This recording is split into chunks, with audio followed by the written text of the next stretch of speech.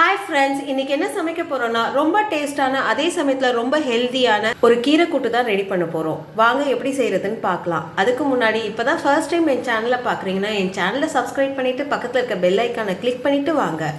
100 gram சிறுபருப்பு குக்கர்ல சேர்த்துக்கோங்க. சிறுபருப்பை நல்லா கழுவி தண்ணி சேர்த்து 2 விசில் விட்டு நல்லா வேக வச்சு எடுத்துக்கலாம். பருப்பு நல்லா வேக வச்சு எடுத்தாச்சு. இப்போ இது ஒரு ஓரமாக வச்சுக்கோங்க. கடாய் எடுத்துக்கோங்க. கடாய் நல்லா சூடான பிறகு 1 டேபிள் ஸ்பூன் எண்ணெய் சேர்த்துக்கோங்க. 1/2 ஸ்பூன் கடுகு, 1/2 ஸ்பூன் உளுந்து, 1/2 ஸ்பூன் சீரகம், கொஞ்சம் பெருங்காயத்தூள், 2 காஞ்ச மிளகாய். காஞ்ச மிளகாய் லைட்டாக செவந்த பிறகு 1 வெங்காயத்தை பொடிசாக நறுக்கி எடுத்துருக்கேன், அதை இதில் சேர்த்துக்கலாம். 6 பல்லு பூண்டை இடித்து வச்சுருக்கேன், அதை இதில் சேர்த்துக்கலாம். 2 பச்சை மிளகாய், கொஞ்சம் கருவேப்பிலை, எல்லாத்தையும் சேர்த்து நல்லா வதக்கிக்கோங்க. வெங்காயம் நல்லா வதங்கிடுச்சு. இப்போது 1 தக்காளியை நறுக்கி எடுத்துருக்கேன், அதை இதில் சேர்த்துக்கலாம். தக்காளி சேர்த்து நல்லா வதக்கி விடுங்க. தக்காளி சேர்த்து நல்லா வதக்கியாச்சு. இப்போது 1 கட்டு அரைக்கீரையை 2க்கு 3 வாட்டி கழுவி பொடிசாக நறுக்கி எடுத்துருக்கேன். அரைக்கீரையோடைய தண்டு எலசாக இருந்தால் அதையும் பொடிசாக கட் பண்ணி எடுத்துக்கோங்க, வேஸ்ட் பண்ணிடாதீங்க. இப்போ கீரையை கடாயில் சேர்த்துக்கலாம். கீரையை சேர்த்து நல்லா கிளறி விடுங்க. கீரையை சேர்த்து நல்லா கிளறி விட்டேன். இப்போது 1 ஸ்பூன் உப்பு சேர்த்துக்கோங்க. உப்பு சேர்த்து நல்லா கிளறி விடுங்க. உப்பு சேர்த்து நல்லா கிளறி விட்டுட்டேன். பருப்பு வேக வச்ச தண்ணி ஒரு 1/2 கிளாஸ் இருக்குது, அதை இதில் சேர்த்துக்கலாம்.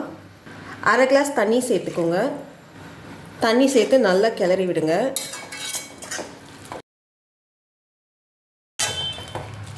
தண்ணி சேர்த்து நல்லா கிளறி விட்டுட்டேன்.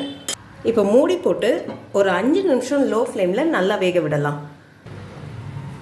5 நிமிஷம் லோ ஃப்ளேமில் கீரையை நல்லா வேக விட்டோம்.